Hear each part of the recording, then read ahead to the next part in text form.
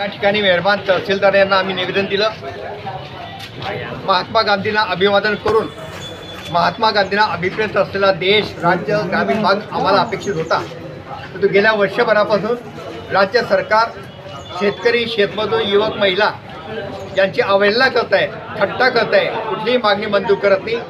गेल्या 4 महिन्यात अतिवृष्टी झाली, शेतकऱ्यांचं पीक त्या ठिकाणी नासाडी झाली, पंचनामे देखील बऱ्याचशा भागाचे झालेले नाही, पीक विमा मिळालेला नाही, केडी पीक विमा याचे प्रश्न प्रलंबित आहेत।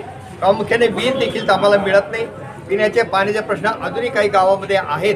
शेतकऱ्यांना त्या ठिकाणी हमी भावाप्रमाणे केंद्र सरकार, राज्य सरकारच्या माध्यमातून खरेदी केंद्र सुरू करायला पाहिजे, ते देखील सुरू झालेले नाहीत। कपाशीला देखील भाव नाही, शेतकऱ्यांनी ज्वारी विकल्यानंतर खरेदी केंद्र सुरू होतात। राज्य सरकारकडे याच्याकडे गांभीर्याने लक्ष द्यावं, अन्यथा हे जनता रस्त्यावर उतरेल। काल आपण बघितलं, पणन मंत्र्यांना व्यासपीठ सोडून जावं लागलं।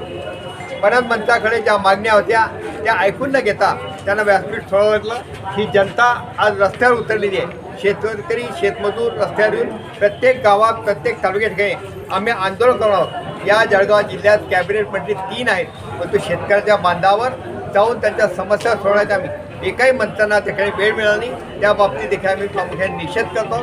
असंच आंदोलन गावभर उभारून राष्ट्रवादी काँग्रेसची संघटना मजबूत करून येणाऱ्या निवडणुकीमध्ये यांना धडाला शिकवल्याशिवाय राहणार नाही। महाविकास आघाडीचं सरकार येण्यासाठी आम्ही कटिबद्ध राहू।